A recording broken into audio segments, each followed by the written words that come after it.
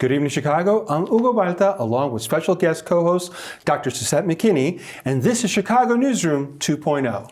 This week, Claude Robinson, Swathi Staley, and Sufyan Sohel joined the roundtable to discuss the latest wounds, self-inflicted and otherwise, being tended to at CPS and on the 5th floor of City Hall.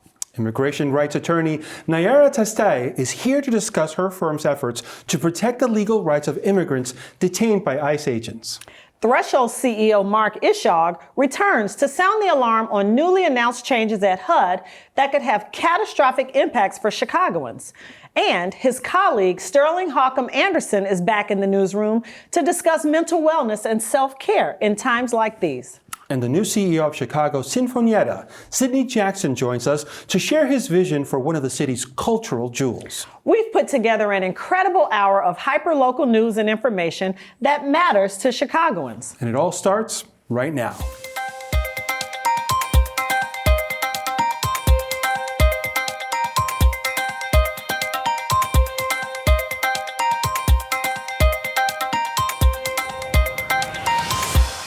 On this week's roundtable, we're diving into two major storylines that are raising serious questions about leadership, accountability, and public trust in Chicago. First, Chicago Public Schools.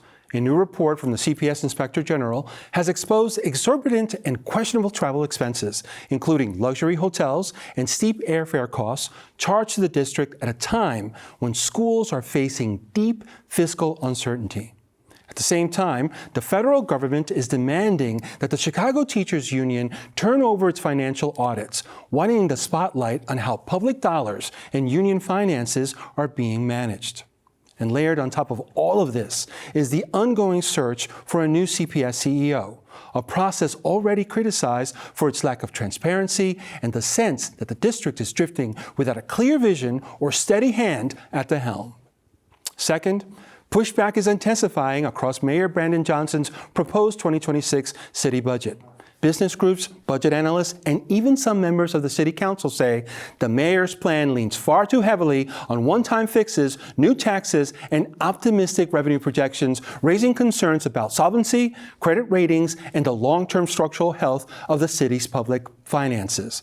Public-facing cuts, uncertainty around pension obligations, and questions about how to responsibly fund migrant support and public safety initiatives have only added fuel to the debate.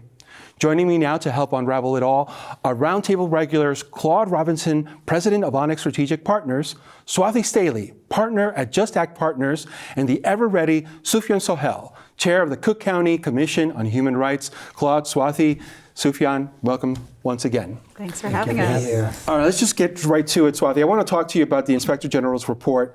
What does it reveal about internal oversight, and how widespread is it? It's deeply concerning, right? I think a lot of this transparency that we're receiving on some of these expenditures that CPS has had over the past several years is only evident because of the Inspector General's report.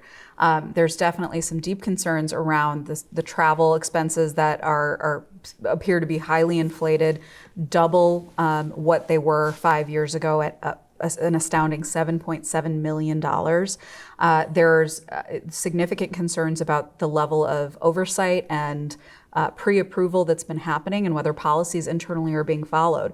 And while $7.7 million is a relative drop in the bucket for a $10 billion budget, it's highly concerning that there is a lack of oversight and significant pre-approvals that are happening, leading to questions as to whether or not it's just travel where there's overstated spending, or if there's a systemic problem on expenditures within CPS. And so this does create some concern. Yeah, and very difficult to know how widespread, because if not for the report, what would we know? So the transparency is not there. Claude, I want to move to federal government demand for CTU audits.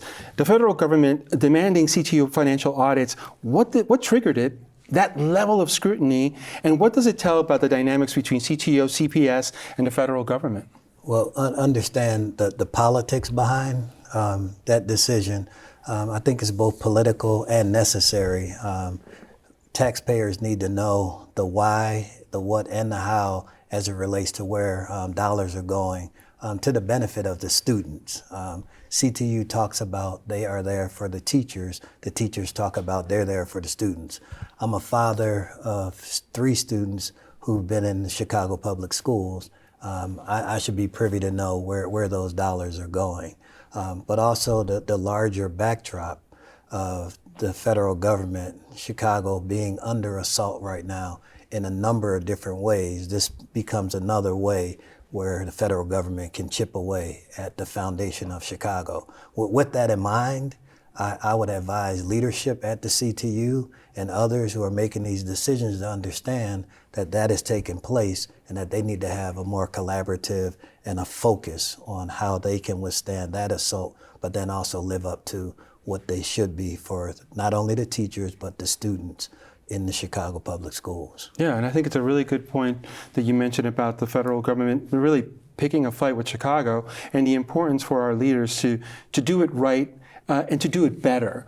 And there's many examples and we've seen both with the mayor and the governor around immigration and the agents coming to ICE agents in Chicago, but there's still much room for that transparency. Yes. And speaking of transparency, Sufyan, let's talk about the budget. The search for CPS CEO.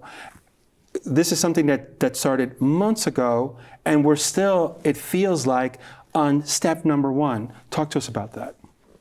I feel I'm fairly informed of what's happening in the city, and I don't think I've been hearing anything about this search, and this is something that impacts all of us, our kids, our communities. We need, all the themes that I'm hearing is there's such a lack of community input. There's a lack of transparency of what the processes are happening, and this is such a visible indicator of that. They're picking finalists without any real openness about it. They're not picking the top pick that a lot of people were pushing, which was the internal candidate and the internal chief.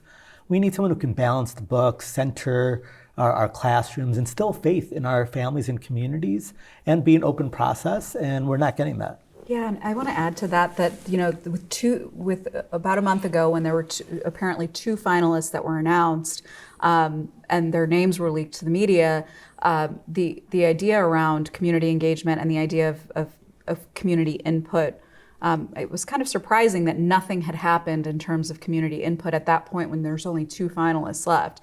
And now there's this buzz around whether their finalists are being interviewed. The mayor is saying that anyone who's still interested can apply. So even just the lack of transparency around where they are in the process, even if they're not disclosing necessarily the specifics around the candidates, it seems like there's a disconnect between process and transparency that, again, self-inflicted wounds. It's easy to just have a more transparent process in terms of advising, the city and its residents and CPS parents as to what's going on, and it just seems like a disconnect as to where they are. Yeah, I was going to say there's a real tie-in between the spending, exorbitant spending that was taking place, and then the new CEO coming in. Just think of the transitions that are happening at the top, where you have the mayor and the superintendent at odds with each other, a public fiasco taking place, and who's there for the children. But at the same time, all of these things are happening. If an administration leaves, they can have strategic plans, KPIs, whatever, and this stuff becomes mute. And there's a saying that, when the cats are away, the mice are going to play. So people are probably like, they're not paying attention to us anyway. Let's go roll and do this so-called leadership trip. And it's public trust, right? That really is at risk here, because the commitment that CPS and its board had made to have a leader in place by the end of the year. I mean, we're weeks away from the end of the year, and to have a lack of sort of transparency and openness about the process is deeply concerning. And it is a matter of, do what you say you're going to do, right? Making those commitments to the public that the process would be transparent, community engagement and community involvement would be present, and the idea of hitting timelines, and none of those things have happened. And so, again, self-inflicted wounds. If they're able to sort of regroup and be a little bit more forthright about the process, I think it would be in the best interest of CPS and instilling that public trust that I think residents and citizens are looking for right now. Yeah, and look, the mayor, a year ago we were talking about the mayor making a move on then the current CPS CEO. The fact that we're here a year later, weeks away from the end of the year, and you still don't have somebody in place, it's a self-inflicted wound. Yes. Let's continue to talk about self-inflicted wounds and Mayor Brandon Johnson with the 2026 budget. These one-time fixes that he's being criticized on, optimistic revenue projections. Tell us about that, and how deep is this structural risk that creates for Chicago's long-term financial health? Well, I wish they paid me the $3 million or $3.2 million that they paid Ernst & Young, because I feel it was a waste of money. That if they're not, that they got all this information and all of these proposals and options, but only very few seem to be reflected so far. And now we're hearing about an alternate budget being presented by more moderate alder people, and no one seems satisfied with what's happening. So are we just pouring more money into solutions that aren't working for the city and for the mayor's office? And I think it goes to the central theme of tonight, which is a lack of transparency. Silence is being used as a weapon almost of let's just stay quiet until someone comes after us and asks the questions. And those are no longer options. Yeah. Swathi, there's been resistance. We talked about business leaders, community organizations, even the city council. What's driving this unusually broad pushback to the budget? Yeah, I think it's a lack of collaboration that's really driving this tension. I think there has been just a surprising lack of conversation. It's been clear that the alders have opposed the head tax almost unilaterally or unanimously since the beginning when it was proposed. As Sufyan mentioned, the Ernst & Young report that laid out a number of potential solutions for cost savings, and I think a lack of motivation on the administration's part to really implement some of those changes.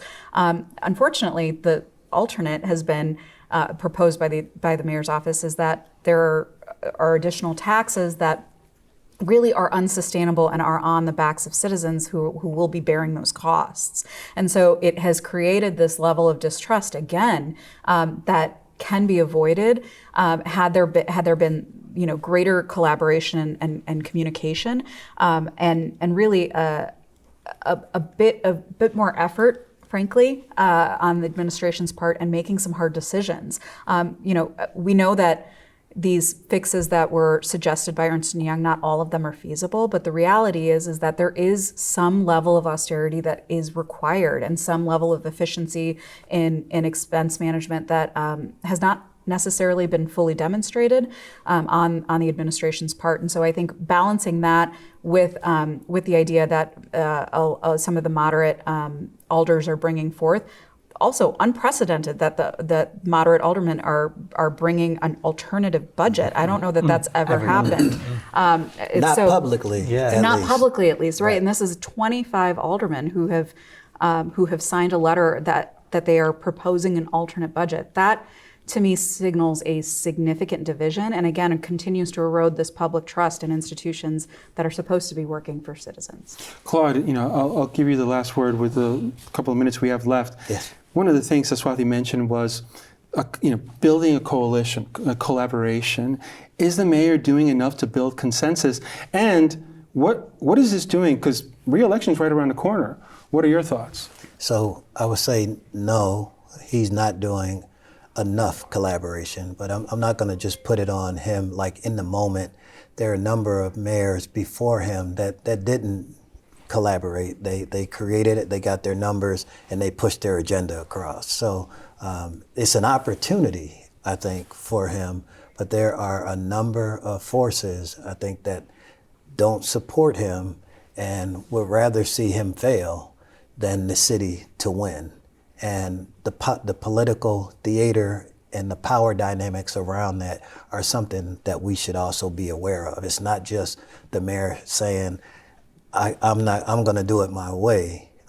if he's trying to work collaboratively behind closed doors and we're not hearing that, but the public is saying, oh, he's stubborn, he's only going to do it his way, that could also be a part of what's happening right now. But my advice would be for him to continue to try to work with civic business leaders to get community behind them and find ways to explain the shared sacrifice that everybody is going to have to deal with the pain of the current state of the budget.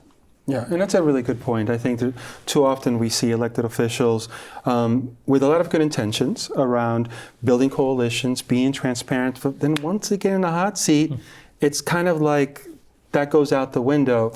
There's certainly a communication and a PR problem at the mayor's office because, yes, we're not supposed to be privy to everything. And there might be a lot of things that are happening behind closed doors, but all we get is what's forward-facing. Yeah. And up until now, it's been a mixed bag at best, if not a black eye. Claude, Swathi, Sufyan, thank you so much for your time and for your insights. Thanks for having us. Thanks. On the other side of the break, I'll be joined by Naiara Testai, one of the attorneys who fought for the release for the daycare worker apprehended by ICE. Stay with us.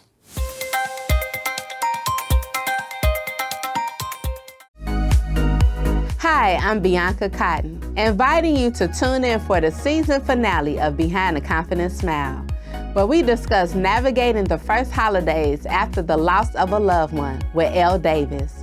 Tune in on CanTV Cable Channel 19 or stream online at cantv.org or on the CanTV Plus app. Elevated conversation and storytelling. Experience the power of community television.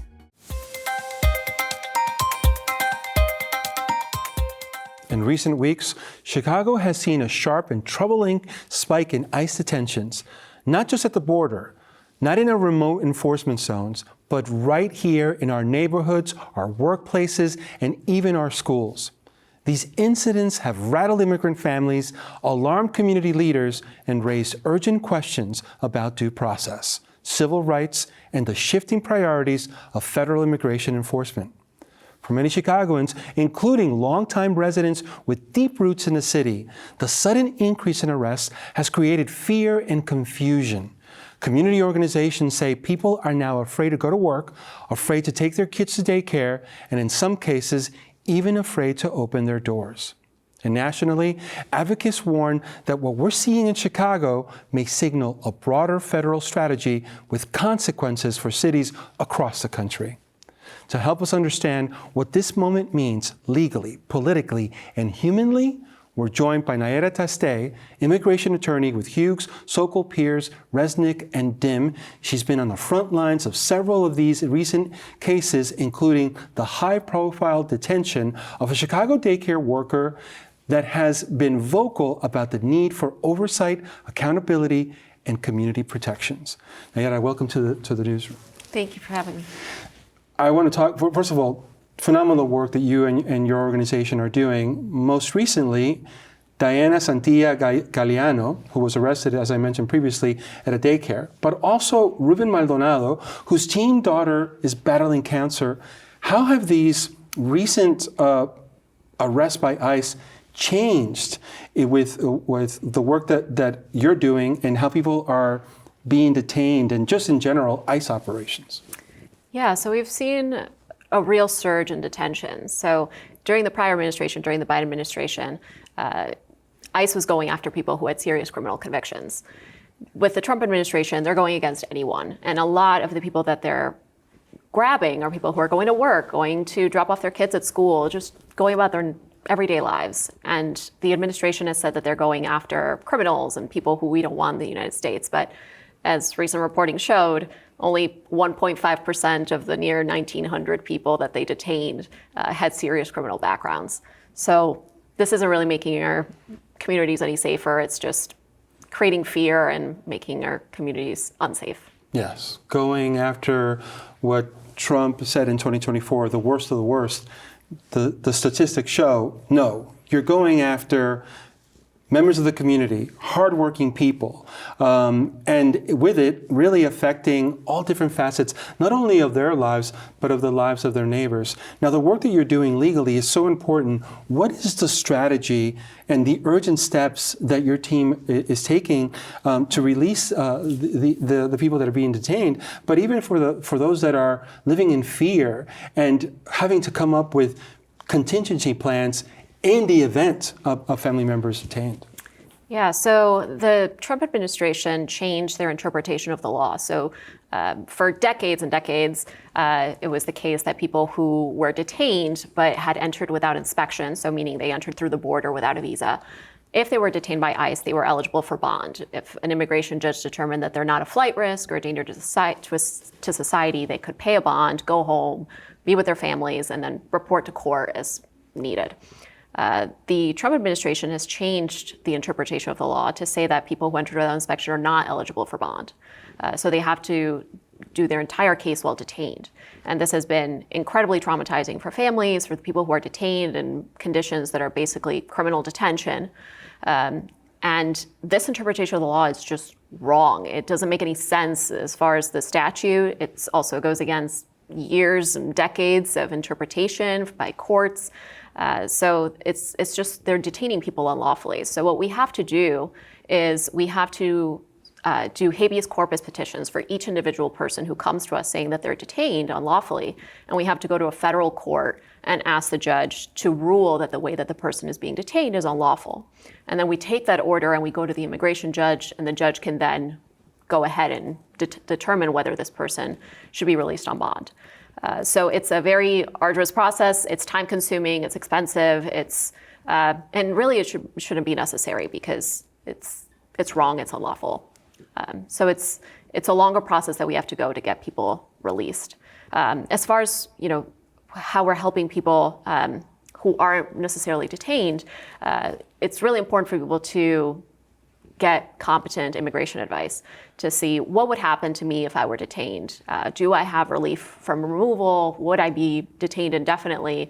Are there options for me? And that can really inform people so that they make decisions in advance and can organize their lives and decide how they want to proceed. Yeah, and a lot of confusion.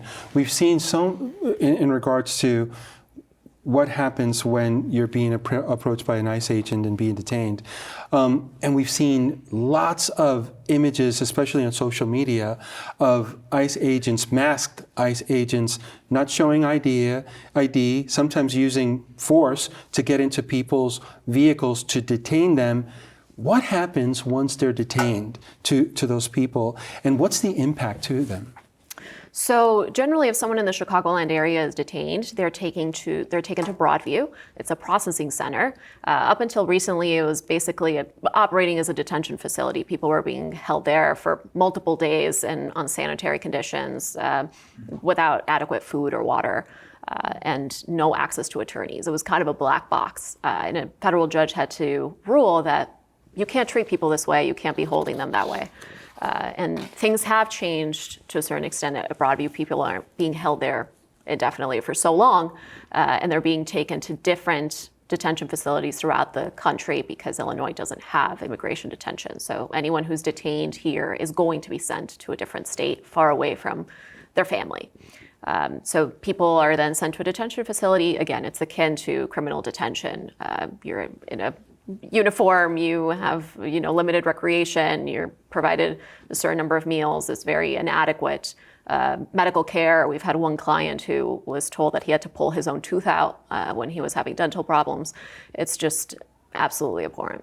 Yeah, you have these horror stories over and over again. One of the things that I want you to sort of clear the air about in regards to where these detentions are happening in sensitive locations like schools and childcare. There's a lot of confusion in regards to where ICE agents can go in detaining people. Can you talk a little bit about, are there any violations that are happening when ICE agents show up to schools and childcare?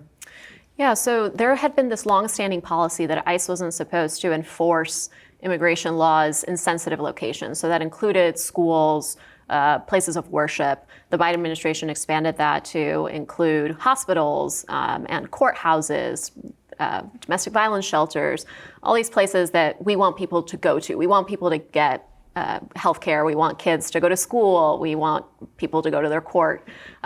So these are all things that we wanted to encourage people to do without fear. The Trump administration got rid of that, and they said, we're not going to have a bright line rule. We're just going to make determinations based on the field and how we should be operating, which has led to a lot of terrible decisions that have traumatized children and people trying to go to the hospital or go to work or wherever they may be. So there's this shift in policy that has taken place. But generally what ICE can't do is enter any private locations. So anything that's public, accessible to the public, they can enter, but they can't enter private areas of businesses or inside schools, places that anyone else could enter. What constitutional or procedural red flags among the ones you've already shared are you seeing, and what does that reveal about broader patterns in immigration enforcement? You've talked a lot about Trump administration is throwing everything out, outside. They're doing what the hell they want. Where does it stop? Yeah, so the Constitution, the Fifth Amendment says that you can't deprive a person of their life, liberty, or property without due process of law. And that includes unlawful detention. And that the Supreme Court has determined that extends to anyone who steps foot on the United States, regardless of immigration status. And the Trump administration is trying to chip away at that and trying to do away with people's constitutional rights by detaining them unlawfully, for example, or expanding expedited removal and trying to deport a larger number of people without the ability to see a judge. And what people really should understand is that this doesn't impact just immigrants, it really impacts everybody. Because if we don't protect due process rights and constitutional rights for the most vulnerable, those rights don't exist for anybody. Yeah, and that's a really good point. What's happening to them, immigrant community, can soon happen to you as well. Naiara Testai, important work that you and your organization are leading. Thank you very much for joining us. Of course, thank you. On the other side of the break, Threshold CEO Mark Ishaug joins Suzet for an important conversation about HUD's surprise new funding notice that you won't want to miss. Stay with us.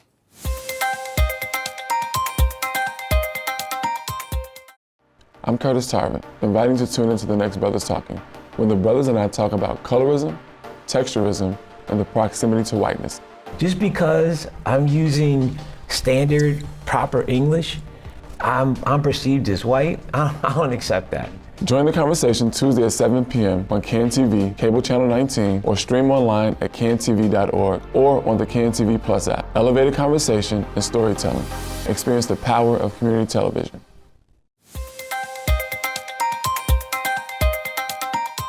On November 13th, with almost no public announcement, the U.S. Department of Housing and Urban Development issued a new funding notice that has sent shockwaves through homelessness and housing stability programs across the country.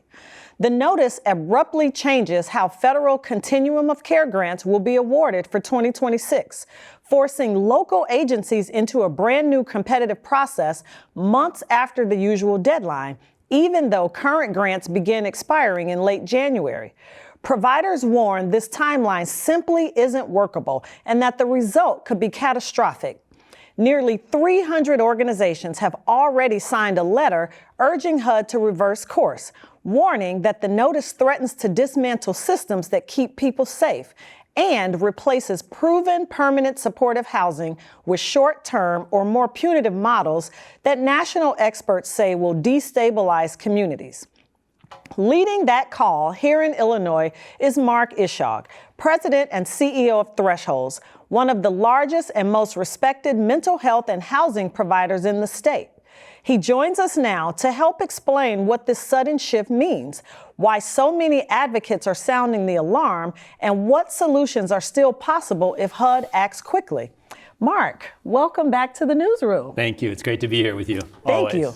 So let's jump right in. HUD issued this new funding notice on November 13th, months after the normal deadline. From your perspective, what makes this shift so destabilizing for housing providers and the people they serve? Yeah, so this NOFO notice of funding opportunity is simply devastating. It will upend decades of evidence-based practices that we and our partners all over the country have implemented to keep people from homelessness. It is designed to disrupt a system that we have built that has supported nationally millions and millions of people. If this NOFO is to be enacted, and there's still a possibility that it will not be, because there are lawsuits pending, and there's 2 lawsuits pending actually, that could stop this. And of course, Congress could intervene at any moment to stop this. But the worst case scenario is that 170,000 people in the United States and almost 20,000 in Illinois alone could be made homeless in 2026. So while we already have a housing crisis in Chicago, this will be a housing and homeless catastrophe. It'll compound problems that homelessness programs have been dealing with for years. Right. Well, and we have moved so many people at Thresholds. We've been providing permanent supportive housing for decades. It is the evidence-based practice that works. We can move people from the streets or other challenging situations and help them on their road to recovery. And housing is the key. So you mentioned multiple lawsuits are pending. In your opinion, what's the likelihood of any of those lawsuits being successful? And if they're not successful, how quickly do you expect the impact to be seen? So I'm cautiously optimistic that both these lawsuits, won by the attorneys general, 20 of them from 20 different states and a couple of governors, and the National Alliance to End Homelessness also yesterday filed a petition to try to stop this. So I have faith in both of these. I think that the courts have been our friends in many Trump administration decisions that have been devastating, from healthcare to education and now to housing. So that gives me some optimism. But if it does not happen, if the courts do not intervene and this does move through, we are facing the most catastrophic impact that you could possibly imagine.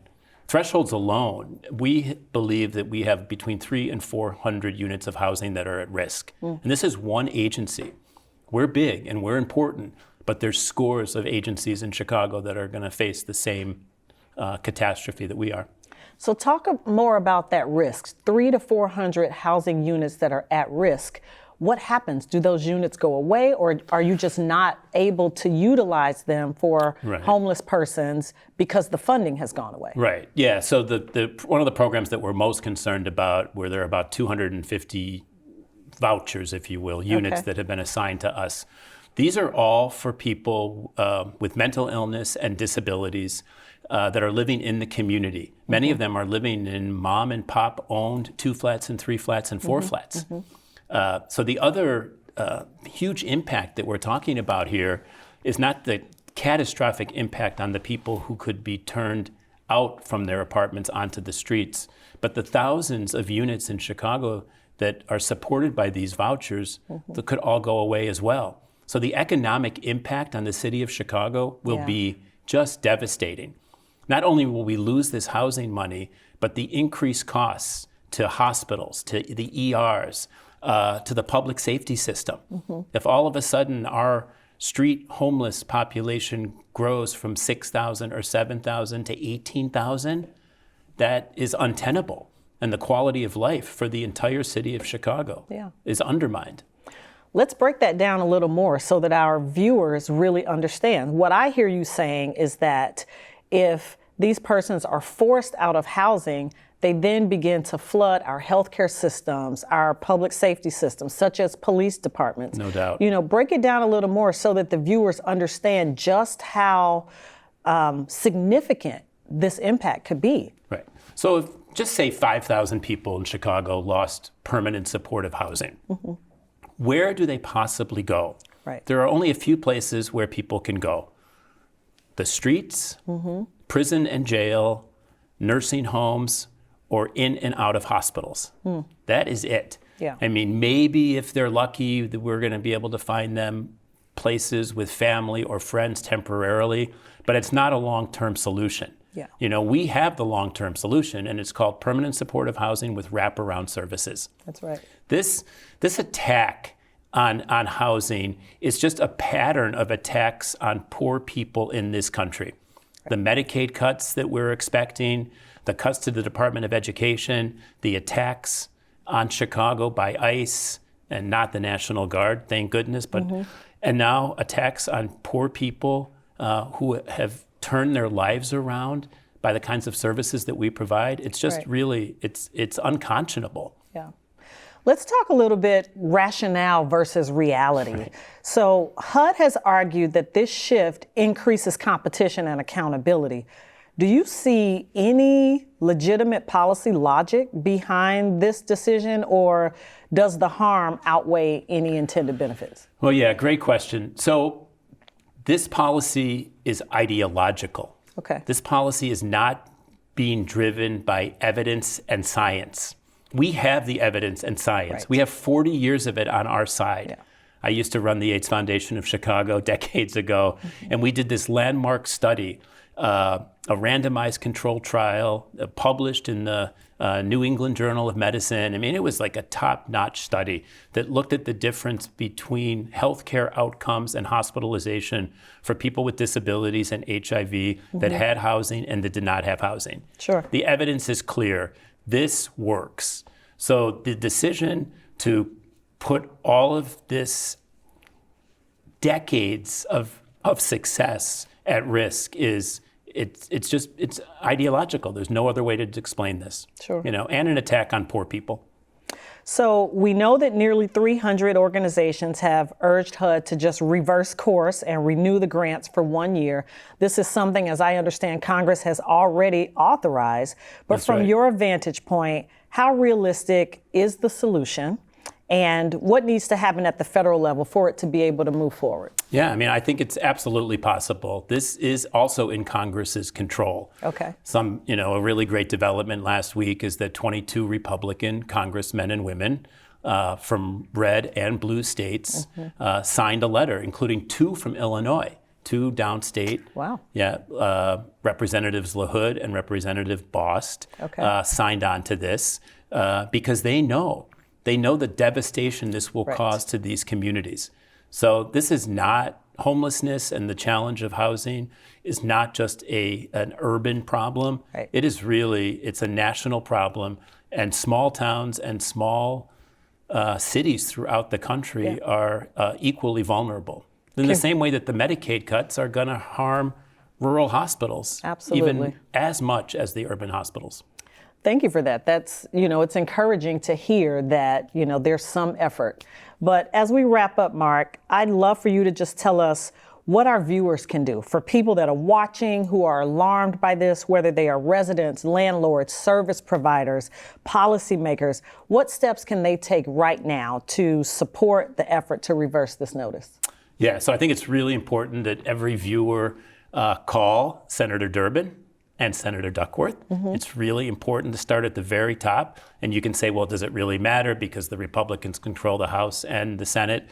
It matters. And we need these champions. Call your local congressman or woman. They need to hear from you. And support organizations like Thresholds and Trilogy and the Night Ministry and all these fabulous organizations that are working on the grounds, that are changing people's lives. Yeah. The tagline at Thresholds is home, health, and hope. That's right. It all starts with housing. And that is how we are going to help thousands of people on their recovery journey. Mark, thank you for being with us. Thank you for the amazing work that you do here in the city and across the state of Illinois. Thank you. It's an honor to be with you. On the other side of the break, Mark's colleague, Sterling Haukom-Anderson, joins Hugo to discuss mental wellness and self-care in the midst of sustained unrest and uncertainty. I'm Swathi Staley, inviting you to tune into Sisters Talking, a monthly program that brings a cross-generational group of Black women together, creating a safe and brave space for honest, fearless discussion about the issues and challenges and opportunities for growth experienced by Black women. Join the conversation on CAN-TV Cable Channel 19 or stream online at cantv.org or the CAN-TV Plus app. Elevated conversation and storytelling. Experience the power of community television.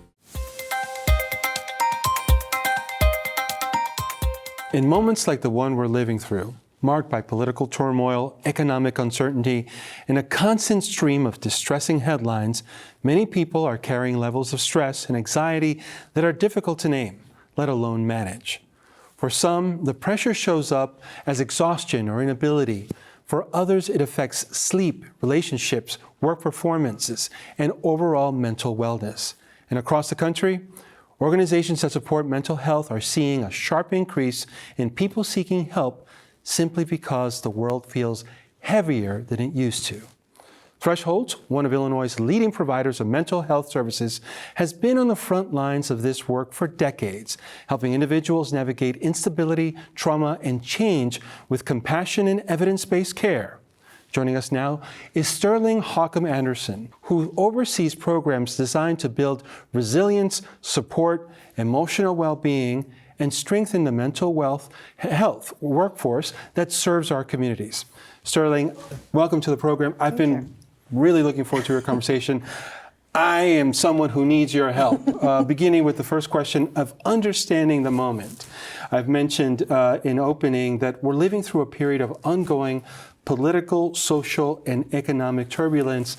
My first reaction to what all of us are experiencing is anger.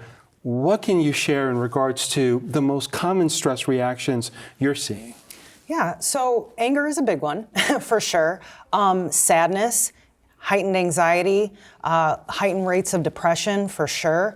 Isolation, and then other physical symptoms, so sleep disturbances, physical symptoms like headaches or stomach aches as well. So common stress reactions, I wouldn't necessarily say common. I think it's just across the board, everybody reacts differently to stress. And so we're seeing all kinds of different reactions from people who are, from all of us who are living in this uncertainty right now. What are some other signs of stress or anxiety that you've noticed and that we should notice that's gone beyond support and now we really need clinical attention or professional attention? Yeah, so what I think people need to pay attention to is, one, what does stress look like for you, right? So before it gets to that point where you might need additional support and additional help, you need to recognize what your regular stress patterns are. But once you start to see or notice in yourself that you are not finding joy in the things that you used to find joyful, you're feeling very helpless or hopeless, when you start to isolate and pull away from people that you love or you usually enjoy spending time with, this is a red flag, right? You need to take a step back and say, hey, maybe I'm not handling this the best way that I possibly could. I need to reach out to others for help right now. Mental health in the workplace. We've talked a lot about, at least I've talked about family dynamics, but this also happens in the workplace. And you, as Director of Workforce Development, you've seen firsthand how chronic stress impacts people on the job. What can be done at the workplace for workers that are being affected? What can employers do differently to support their staff? Yeah, so you want to make the workplace psychologically safe, right? So this creating an environment where people can come to you and tell you, say, hey, I'm not doing well. I have all these added stressors in my life. And right now, I think it's especially important because we have everything going on at a national level, the local level. Our own lives have stress all the time, right? We also have the holidays coming up. It's a perfect storm right now. And so when your employees are not motivated, when they are struggling to meet deadlines, when they're feeling kind of defeatist, I guess, well, what does it matter, right? Everything's so terrible. We, as supervisors, we need to reach out to our staff. We need to say, hey, I've noticed you're not yourself lately. What's up? What can I do to help? And also be transparent, be vulnerable. Say, hey, I'm also struggling every day. Creating a space where people can come and talk and be honest about where they need assistance, where they need help. That is what we should be doing as supervisors, as employers. We know that unfortunately, people who need to get professional help won't get it. So let's talk about some practical things, tools of resilience, so to speak, strategies that individuals can do to manage the stress. Yeah. So I like to focus on the 5 dimensions of self-care. This is paying attention to your mental, emotional, physical, spiritual, and social well-being, and creating like a self-care toolkit for yourself in each of these 5 areas, and things that actually work for you. You can also do mindfulness techniques like grounding, box breathing as well. But I think it's important to, find resources that are credible. Don't use AI necessarily. Go to different sites, reach out to people. These are some of the things that you can do on your own without maybe seeking that professional support and professional help. Another thing is, noticing stress in loved ones can sometimes be a touchy subject to approach. What advice do you have in approaching someone that we see that perhaps needs help? How do we approach that conversation? It is hard, right? We don't like to see our loved ones struggle, but we also don't want to push their boundaries at all either. So, but if you do care about somebody, if you do love somebody, it's important to just be honest and say, hey, this is what I'm seeing and this is what I'm noticing and I'm here for you. These are the ways that I can help. What are some things that I can do? What ways do you need support and help? Because I want to be a resource for you. We should do that because there are going to be times when we also need that. And so we might need to take the first step and reach out to our loved ones, even though it can be weird and awkward at times. Get over that. People need that help and that support, especially right now. We are all going through this collective trauma, and it's hard, and you might feel like a burden, but people want to be there to support you and to help you. So let them. Yeah, and as you mentioned, meet them at where they are, Yes. right? Be vulnerable and say, I'm feeling this too. And I think that then also helps them feel like even though we know they're not alone, it chips away at their feeling of feeling alone. Barriers. There are some people that are ready to go and get the professional help that they need, but they face barriers and access to mental wellness. What can you talk to us about that? I hate that. I hate that this is an issue in our country. Being a mental health care provider myself, access to resources are limited because of insurance, because of costs, whatever it might be. At Thresholds, we have our certified community behavioral health clinics where people can come in. There's sliding scales regardless of insurance. And we also have the living room, which are, if you are in a mental health crisis or need added support, you can come right in. So there are resources available to people who may not be able to afford it. There are still things out there that can benefit you. Yeah, a lot of things that we could do at home and then take the steps forward to engaging to professionals to help us as well. Sterling Haukom-Anderson, thank you so much for the work that you do. I'm certainly walking away with a lot of tools. Thank you for your time. Thank you so much. On the other side of the break, we'll talk about the power of music to heal and transform with the new CEO of Chicago Sinfonietta, Sidney Jackson. Stay with us. CAN TV is the lens through which Chicago's stories are told, harnessing the unifying power of community television. With CAN TV On Demand, immerse yourself in the richness of our city through exclusive stories and programs tailored just for you, connecting you to the heartbeats of our streets, the voices of our people, and the spirit that makes Chicago unique. Discover the strength of your community on CAN TV On Demand. Chicago Sinfonietta has long been one of the city's most innovative and inclusive cultural institutions, a nationally recognized leader in redefining what classical music can look and feel like when diversity, representation, and cultural vibrancy are at the center. And now, the organization is stepping boldly into its next chapter under the leadership of its new CEO, Sidney Jackson, a strategic, forward-thinking arts executive with a deep commitment to expanding access, elevating diverse voices, and ensuring that symphonic music truly reflects the communities it serves. Jackson joins the Sinfonietta at a transformative moment for arts organizations across the country, a moment demanding new ideas, new partnerships, and new ways of engaging audiences who want to see themselves and their stories on stage. Today, we're excited to hear his vision for the future of Chicago Sinfonietta, his approach to community-centered arts leadership, and the role music can play in shaping belonging, dialogue, and cultural pride across our city. Sidney, welcome to the program and welcome to Chicago. Thank you. It's a warm welcome. Yes, yes. Not so much by the weather, but hopefully by the community. Oh, definitely. Awesome.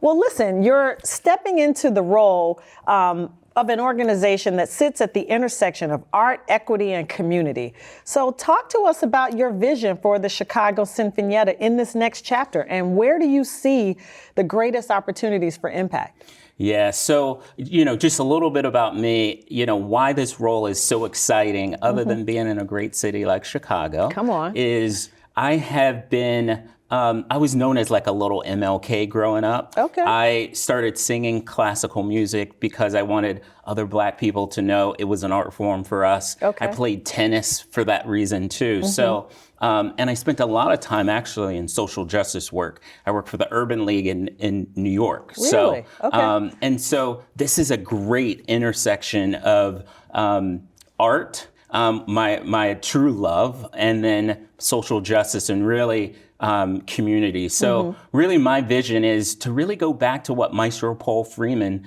founded in 38 years ago. He wanted an orchestra that looked like Chicago, reflected Chicago, and really broke down the barriers. And, it's sad to say, still to this day, Chicago Sinfonietta is still the only organization founded by a Black man who's part of the League of American Orchestras, which is our governing body. That's incredible.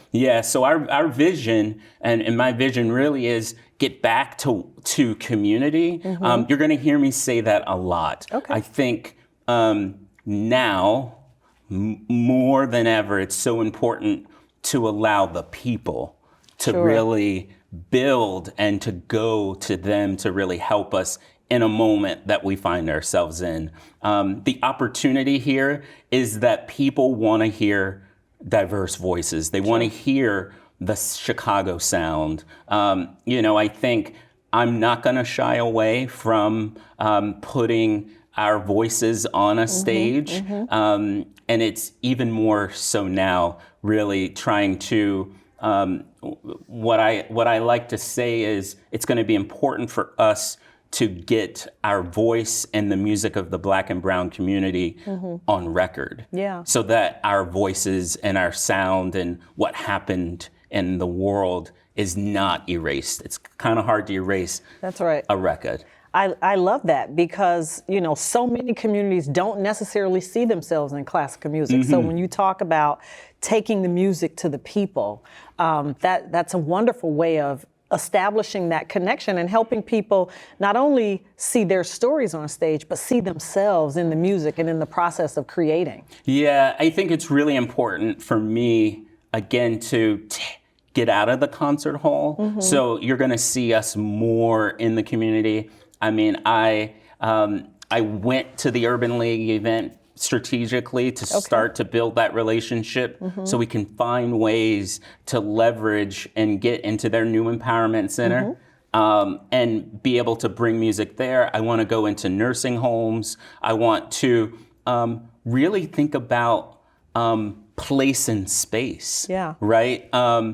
Who says you can't have a concert, a classical concert in an abandoned church here in Chicago and create the next kind of genre-bending experience. For me, it's important to meet people where they are with classical music and not have the expectation that they're going to come to you. We really have to think about it around tradition. We're not going to abandon the tradition of classical music, but maybe we widen the lens of what it can be. It also sounds to me like your work and your vision is around deepening and strengthening the Sinfonietta's connection to community, which I also think is really important because it's an organization that's been nationally recognized for its commitment to community and to diversity and inclusion. Let's talk a little bit about artistic innovation. The Sinfonietta has a reputation for bold programming. So what can you tell us about any particular artistic directions or collaborations that you're excited to explore now that you are in leadership? Well, I can't tell you specific projects, but I can tell you that I am someone who knows that house music came from Chicago. Yes. So I'm not I might find a house and symphony experience. You might find a symphony and sound bath experience around wellness and music and wellness, right? You might find, again, in that same house, how can we bring in Chicago footwork? Right? So I'm thinking about it, again, from an experience of how do I, again, widen that lens so I meet people where they are so they see themselves in it, and really bring classical music to life is really what I'm thinking about. But again, I understand that I can't expect them to go to Symphony Center or Harris Theater, technically. I want to go where the people are and have a real commitment to the South Side and the West Side. I'm like, I'm in it to win it right there. I love that. Yeah. Any chances that we'll get a glimpse of Sidney Jackson, the performer? Probably not. You're not the only person who has asked that. I mean, little MLK deserves to come out sometimes. No. You never know. Okay. You never know. I'll take that. Yes. I'll take that. Okay, so switching gears just a tad bit, you guys have the Freeman Fellowship. Oh, yeah. And a few other programs that have helped to build a more diverse generation of musicians and arts leaders.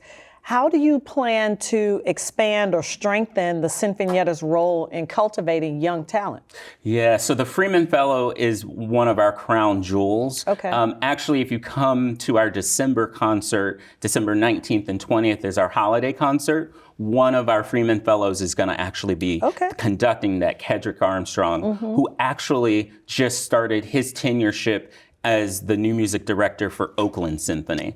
And so I'm doubling down. I mean, again, we have to provide the place and the space for Black and brown artists as a whole to feel safe and can come and hone their skill and to go out. You know, that Freeman Fellowship program on the conducting side has launched about 20 careers. I'll say that Oakland Symphony music directorship, the two finalists were Freeman Fellows, as well as Redland Symphony. You may not know Redland, California, but you know Palm Springs, California.